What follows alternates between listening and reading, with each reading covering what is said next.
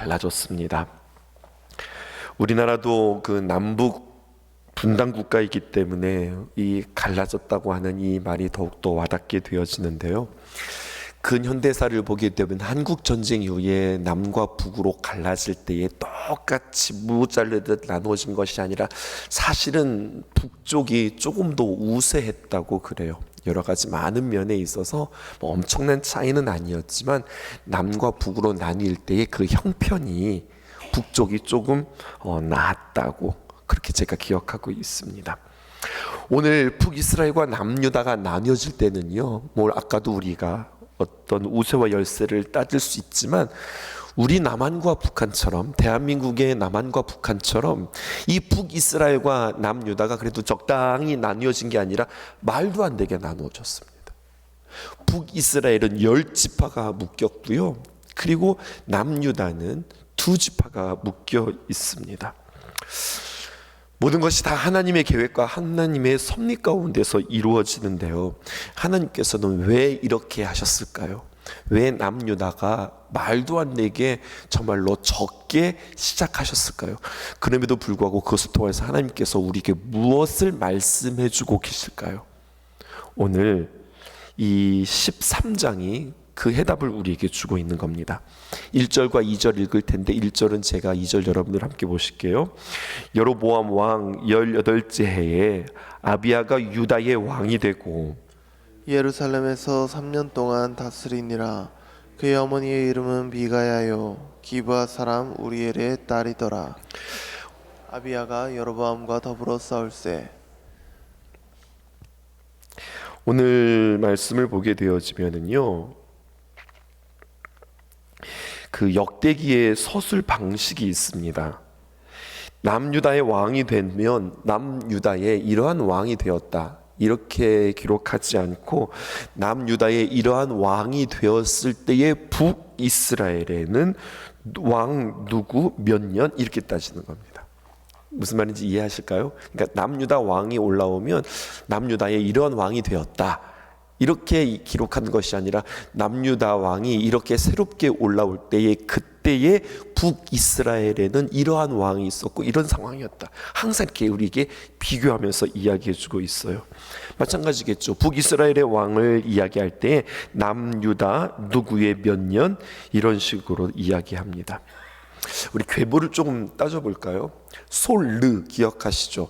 솔로몬의 아들이 르호보암이었습니다. 그리고 르호보암이 죽고 그 두 번째 아비야가, 르호보암의 아들 아비야가 왕이 되었습니다. 이번 기회에 이 남유다, 북이스라엘을 말더라도 이 남유다의 왕들의 계보도 한번 우리가 쭉 한번 정리해보고 기억해보았으면 좋겠습니다. 르호보암 그리고 그의 아들 아비야가 왕이 되었어요. 근데 여러분 한번 생각해 보실까요? 남과 북이 똑같은 날에 갈라졌고 남유다는 르호보암, 북이스라엘에는 여로보암이 왕이 되었는데 남쪽에는 남유다 르호보암이 죽고 그의 아들 아비야가 2대 왕이 되었다고요? 그런데 북이스라엘은요, 여로보암이 이미 왕이 된 이후 아직 죽지 않았습니다. 그가 왕위를 지금 18년째 이어가고 있는 겁니다. 생각해 보실게요. 남유다 2대 왕 아비야가 이제 막 왕이 되었어요. 그러면 누가 조금 더 우세이고 누가 더 강세일까요? 지금 이쪽 남유다는요, 왕이 죽고 새로운 왕이 막 이제 올라왔다니까요. 얼마나 어수선할까요? 하지만 북이스라엘은요, 여로보암이 계속해서 지금 왕위를 끌어가고 있습니다. 여로보암은 이미 나라를 굳건히 세우고 나라를 정비하고 튼튼히 세웠는데 아비야는 또다시 이 남쪽에서는 왕이 되었고 그리고 이제 막 정신없이 그가 적응해가고 있다고 하는 이야기입니다. 그렇다면 비교해 볼 때 절대적으로 남유다 왕 아비야가 북이스라엘의 여로보암보다 훨씬 더 약하지요. 성경은 이것을 이야기해 주고 있어요. 지파가 나뉘을 때도 적당히 나뉘어진 것이 아니라 북이스라엘 10지파, 남유다 2지파, 북이스라엘 여로보암이 쭉 지금 정치하고 있다. 지금 남유다는 르호보암이 죽고 그 아들이 올라왔다. 자, 2절 다시 한번 보실게요. 예루살렘에서 3년 동안 다스리니라. 그의 어머니의 이름은 미가야요 기브아 사람 우리엘의 딸이더라. 예루살렘에서 그가 지금 3년 동안 지금 다스리고 있는 상황입니다. 어린 왕이 등극해서 이제 겨우 3년밖에 다스리지 못했어요. 그렇다면 유다가 절대적으로 열세이지요. 다시 보자고요. 북쪽은 이미 여로보암이 왕이 된 지 18년이 되었다. 충분히 강해졌고 나이도 많고 게다가 지금 무엇을 안고 있습니까? 10지파를 안고 있다. 군사력도 나와 있습니다. 3절 보실까요? 아비야, 남유다지요. 3절에 보니까 아비야는 싸움에 용감한 군사 40만 명을 택하여 싸움을 준비하게 되었고, 여로보암 북이스라엘입니다. 큰 용사 80만 명을 택하여 그와 대진한지라. 군대 숫자도 남쪽에는 40만, 북쪽에는 80만. 근데 여러분, 성경의 기록을 놓치지 마세요. 자세히 보세요. 그냥 80만이 아닙니다. 성경은 뭐라고 이야기하고 있어요? 큰 용사 80만. 큰 용사 80만이라고 이야기해요. 남유다는 용기만 가지고 있지, 용감한 군사라고만 표현했지 뭔가 갖춰진 군대도 아니란 이야기입니다. 우리가 볼 때는요, 말도 안 되는 싸움이에요. 남유다가 절대적인 열세의 싸움을 지금 북이스라엘과 하려고 하는 상황입니다. 그런데요, 이 싸움에 성경은 한 가지의 단서를 더 붙입니다. 그건 바로 무엇이냐면 아비야의 어머니가 누구냐, 이것을 이야기해 주고 있어요. 이 상황에 지금 싸움에 정말로 비교도 되어지지 않은 이 싸움인데, 성경의 저자는 그런데 뭐가 중요하냐, 너희는 이 상황으로 볼 때 누가 이긴다고 생각하냐? 당연히 북이스라엘이라고 생각하냐? 그런데 2절에 보니까 아비야가 누군가? 그의 어머니의 이름은 미가야인데 기브아 사람 우리엘의 딸이더라. 이것을 지금 기록하고 있습니다. 여러분, 말씀을 기억해 보실까요? 역대기는 절대적으로 신앙적인 관점에서 이것을 기록하고 있어요. 오늘 본문 14장, 어제 본문입니다. 12장 13절에 보면 르호보암에 대해서, 그의 아버지 르호보암에 대해서 뭐라고 이야기하냐면, 역대하 12장 13절 하반절에 보면 르호보암의 어머니의 이름은 나아마요 어디 여자라고 그랬어요? 암몬 여자더라. 이방인 여자였다고 그랬습니다. 르호보암의 어머니가 암몬 여자였습니다. 솔로몬이요 1000명의 여자를 거느리고 있었습니다. 1000명의 여자를 거느릴 때에 그가 외교를 위해서, 교역을 위해서 이방인 여인들과 계속해서 통혼할 때에 그 중에 한 명이 암몬에서 데리고 왔는데 그 여인이 르호보암의 어머니가 되었다는 거예요. 그러니 르호보암, 이렇게 표현해 보면 어떨까요? 반은 이스라엘 사람이고 반은 암몬 사람이었다. 아니요, 이스라엘의 문화로 볼 때요, 르호보암은 반반이 아니라, 르호보암은 암몬 사람입니다. 이렇게 해야 사실을 더 맞습니다. 엄마가 암몬이니까. 무슨 말이냐면요, 유대인 중에서요, 아버지가 이방인, 어머니가 유대인, 그러면 그 사람은 유대인으로 치는 거예요. 구약 시대에 보면 혈통을 아버지 중심으로 기록했습니다. 그래서 족보는 누구의 아들, 아버지의 이름이 계속 기록되었거든요. 지파 수속도 아버지를 따라갔습니다. 그러다가 바벨론 포로 이후에 상황이 변했습니다. 이방 포로 생활과 홀연의 결혼이 이어지자 유대인의 정체성을 지키는가 지키지 않는가, 이게 문제가 되었고, 탈무드에 보면 어떻게 기록되어 있냐면, 아이가 이방인 어머니에게서 태어났으면 그 아이는 아버지가 유대인에도 불구하고 그는 이방인이다 라고 명확하게 규정했어요. 반대로 어머니가 유대인이고 아버지가 이방인이라고 할지라도 어머니가 유대인이면 그는 유대인이다, 이렇게 표현했다고요. 왜냐하면 어머니가 신앙, 자녀의 신앙, 생활 양식에 더 큰 영향을 미친다고, 그렇게 그에게 어떤 신앙의 결정은 어머니에게 있다고 그렇게 이해를 했던 겁니다. 즉, 아이가 유대 전통 속에서 자라나는지를 보장하는 것은 어머니의 혈통이라고 하는 거예요. 그래서 오늘날도 지금도 유대교 정통 랍비들은 어머니가 유대인이면 그는 유대인이다, 이렇게 결정하고 있거든요. 르호보암의 어머니가 암몬 여인, 이방 여자임에 비해 오늘 아비야는 정반대입니다.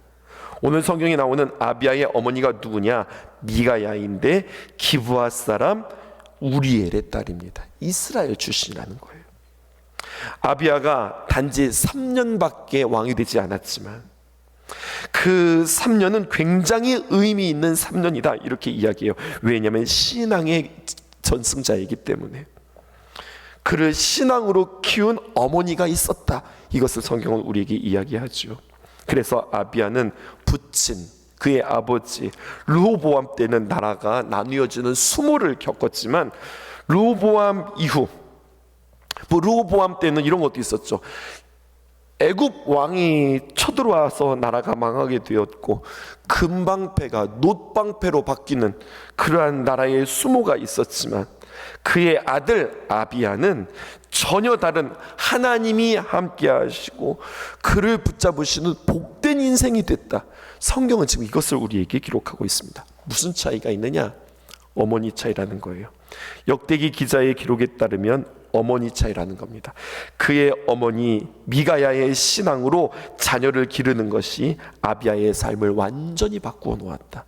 지금 이것을 강조하면서 상황은 지금 전혀 이길 수 없는 상황이지만 그럼에도 신앙이 전수된다? 그러면 그 역사가 어떻게 바뀌는가 보라. 이걸 성경이 우리에게 이야기하고 있습니다.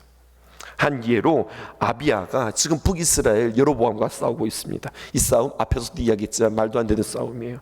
그런데 그 싸움의 한복판에 무엇이 있다는 거예요?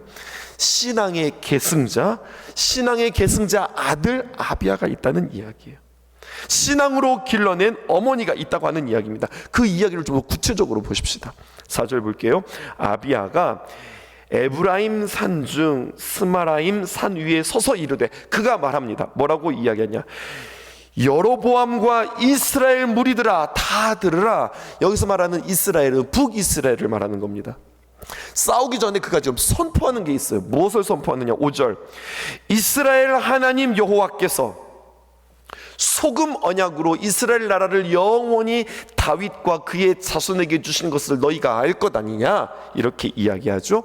소금 언약 밑줄 쳐보세요. 당시의 사막에 소금은 별치 않는 유일한 것으로, 소금 하면은 그들에게는 어떤 상징이냐면 변하지 않는 것의 아이콘이었습니다. 바닷속에 소금이 들어있죠. 그것이 증발될 때에 물은 날아가지만 소금은 남아있습니다. 소금은 계속 변하지 않는 방부제의 역할을 한다.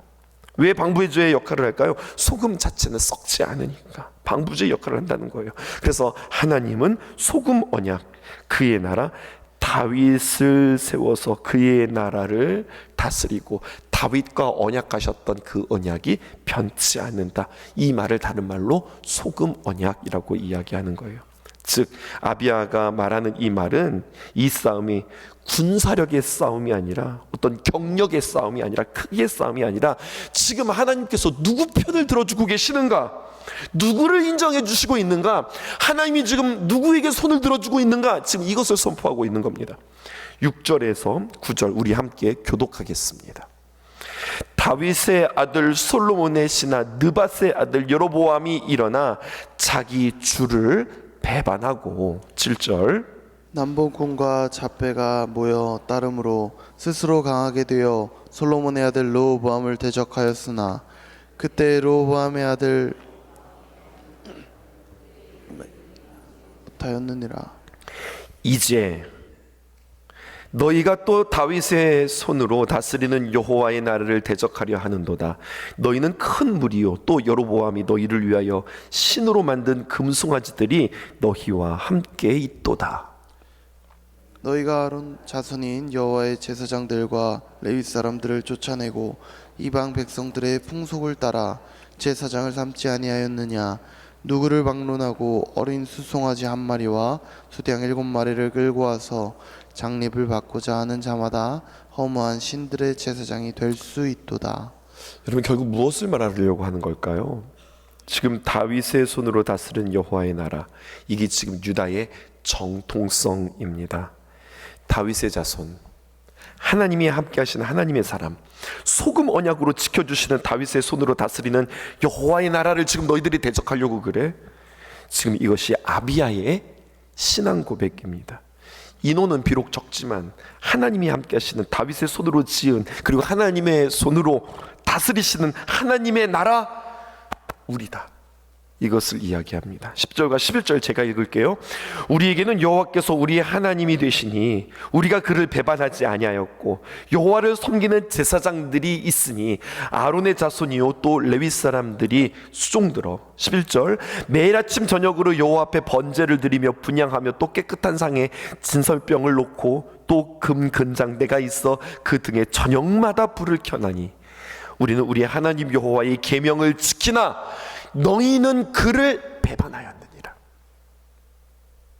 10절에 우리에게 여호와께서 우리의 하나님이 되신다, 이 전쟁의 핵심의 가장 중요한 것이 무엇인가를 지금 이야기해 주고 있는 겁니다. 그러면서 12절 하반절에 보면 이렇게 기록되어져 있죠. 12절 하반절, 이스라엘의 자손들아, 너희 조상들의 하나님 여호와와 싸우지 말라, 너희가 형통하지 못하리라, 그렇게 이야기합니다. 이 싸움을 지금 막고 서는 거예요. 이 싸움은 우리가 싸울 것이 아니라 이것은 평화로운 쪽으로 이것은 풀어가야 된다. 왜냐하면 너희가 우리와 싸우면 너희는 우리와 싸우는 것이 아니라 지금 너희는 하나님과 싸우는 것이야. 이 싸움을 싸우지 말아야 할 것이다, 그렇게 이야기하는 거예요. 이것을 지금 여로보암에게, 북이스라엘 여로보암에게 이야기해 주는 거거든요. 근데 여로보암이 이 말을 들어요? 듣지 않아요? 듣지 않습니다. 13절, 여로보암이 유다의 뒤를 둘러 복병하였으므로 그 앞에는 이스라엘 사람들이 있고 그 뒤에는 복병이 있는지라, 이렇게 표현되어 있어요. 막 지금 중요한 이야기들이 선포되어지고 있는데 이 틈을 타서 지금 여로보암은 작전 짜고 있네요. 하하, 들어야 할 때 듣지 못하고 너는 말하든지 지금 선포되어지는 그 말은 그에게 정말로 다시 한번 살 수 있는 유일한 기회거든요. 근데 그때 그는 작전을 짭니다. 아비야가 이런 신앙의 이야기를 하는 동안에 이 기회를 틈타서 남유다를 지금 포위하고 있습니다. 유다는 40만, 북이스라엘은 80만, 80만을 40과 40으로 나누어서 유다를 끼고서 앞에 40, 뒤에 40, 이렇게 지금 샌드위치처럼 이들을 끼우고 있는 겁니다. 그리고 앞에서 뒤에서 쪼이고 들어가면 여러분, 남유다는 속수무책인 겁니다. 작전을 아주 잘 짰지요. 숫자도 많아요. 그의 병력은 대단합니다. 그리고 작전도 너무 좋아요. 이 사이에 낀 유다, 이제 꼼짝도 못하는 겁니다. 그런데요, 14절 보실까요? 유다 사람이 뒤를 돌아보고 자기 앞에 적병으로 말미암아 어떻게 합니까? 밑줄 치셔야 되죠. 여호와께 부르짖고. 안 되는 싸움에서 어떻게 합니까? 여호와께 부르짖고 제사장들은 나팔을 불었다. 군사들은 진짜 아무것도 하지 못하고 그들은 여호와께 부르짖고 나팔을 불었다는 거예요. 근데 여러분, 제사장들이 나팔을 불었다, 이것이 우리에게 낯설지 않죠. 언제 있었던 일일까요? 출애굽하고 입가나안에서 이스라엘 백성들이 처음 만났던 여리고성, 여리고 전투 여러분들 기억하십니까? 여리고성을 함락할 때의 방법이었습니다. 입가나안 후에 여리고 앞에서 그들은 전쟁이 하나님께 속하였음을 기억하고 전쟁을 온전히 하나님께 올려드렸어요. 올려드렸다, 이게 무슨 말이냐? 그들은 칼과 창을 쓴 것이 아니라 하나님의 방법으로 소리치면서 침묵해라, 소리를 질러라, 나팔을 불라, 하나님의 작전 명령을 그들은 따릅니다. 그때 어떻게 됐죠? 그 견고했던 여리고성이 무너졌습니다. 그때 방법을 똑같이 쓰고 있는 거예요. 여로보암, 인간적인 방법으로 총동원했습니다. 앞뒤로 복병을 대고 전략적으로 섬멸시키는 방법, 인간적인 방법 최고입니다. 하지만 먹히지 않아요. 절반도 안 되는 아비야 군대, 그들은 하나님의 군대였다. 여호와께 부르짖고 나팔을 불었다. 결과는 불을 보듯 뻔합니다. 15절입니다. 유다 사람이 소리를 지르매, 유다 사람이 소리 지를 때에 하나님이 여로보암과 온 이스라엘을 아비야와 유다 앞에서 치시니. 그림을 그려보세요. 유다 백성들 군대가 있는데 그 군대 앞에서 우리 하나님께서 계셔서 그들을 치시는 모습이 성경에 기록되어져 있습니다. 하나님이 치셨다라는 거죠. 16절 이스라엘 자손이 유다 앞에서 도망하는지라 하나님이 그들의 손에 넘기셨으므로 17절 아비야와 그의 백성이 크게 무찌르니 이스라엘이 택한 병사들이 죽임을 당하고 엎드려진 자들이 50만 명이었더라. 80만 전쟁 들어왔는데 50만 명이 죽었어요. 그러니 몇 명 남은 거예요? 30만. 40만에 이제 비교할 수 없게 되어지는 거죠. 여러분, 이것이 오늘 싸움의 결론이에요. 성경은 또 우리에게 이렇게 이야기합니다. 18절입니다. 그때 이스라엘 자손이 항복하고 유다 자손이 이겼으니 이는 그들이 그들의 조상들의 하나님 여호와를 의지하였다. 성경이 우리에게 이렇게 이야기하죠. 오늘 말씀 우리 함께 적용해보고 마치려고 합니다. 우리는 성경을 읽으면서 우리의 현실과는 다르지 생각하기 쉬운 거예요. 이건 성경 이야기지. 성경이니까 골리앗이 다윗을 이기지 못하지. 다윗이 이기지. 또 성경이니까 오늘 이 유다가 북이스라엘을 이르지. 근데 여러분, 우리의 마음속에 하지만 우리의 현실은 그렇지 않아 생각하는 우리들의 마음일까요? 우리의 현실 속에서는 힘센 자가, 많은 자가, 강한 자가 이기지. 성경과 우리의 삶이 다르다고 여러분 생각하실까요? 성경은 다시 한번 오늘 매일 성경은 우리에게 누가 이기는가 우리에게 가르쳐주고 있어요. 많다고 이기는 거 아니고 세다고 이기는 거 아니고 내 마음속에 무엇을 품고 있는가, 내가 누구 편인가 주님께서 다시 한번 우리에게 묻고 계시는 겁니다. 나는 하나님이 원하시고 하나님께서 기뻐하시는 것을 선택하는가, 아니면 나는 내 마음대로 내가 하기를 원하는 대로 그렇게 나는 늘 선택하면서 살아가는가. 예수님의 사람 양육을 하게 되어지면은요, 11과에 이러한 의미가 있어요. 영적 전쟁에서 승리하는 길, 그것은 반대 정신으로 살아라 라고 하는 대목이 있어요. 반대 정신. 내가 원하고 내가 하고 싶고 내가 바라는 것, 어쩌면 하나님의 뜻과 반대일 수 있다는 거예요. 나는 누구 편인가? 나는 누구 소속인가? 하나님이 무엇을 원하시는가? 하나님이 무엇을 바라시는가? 하나님이 무엇을 기뻐하시는가? 선포되어지는 말씀이 있었잖아요. 여로보암에게도 기회가 있었잖아요. 아비야를 통하여서 하나님이 누구신지 선포되어질 때 작전 짜지 말고 들었어야 했어요. 하나님이 바라시고 기뻐하시는 것은 무엇인가? 언제나 우리는 5가지 통로를 통하여서 하나님의 음성을 듣죠. 선포되어지는 말씀, 기록된 성경 말씀, 우리의 환경을 통하여, 믿는 사람들의 조언을 통하여, 지각과 상식을 통하여서 우리는 하나님의 귀한 음성들을 듣죠. 하나님 편에 설 수 있는 자, 내가 좋아하고 내가 원하는 것이 하나님의 뜻이야 이게 아니라 내가 좋아하고 내가 원하는 것이면 어쩌면 하나님의 뜻에 반대일 수도 있다 생각하면서 다시 하나님께서 기뻐하시는 것은 무엇일까, 이것을 기억하고 선택하는 저와 여러분들 되어지기를 주님의 이름으로 축복합니다. 기도하겠습니다.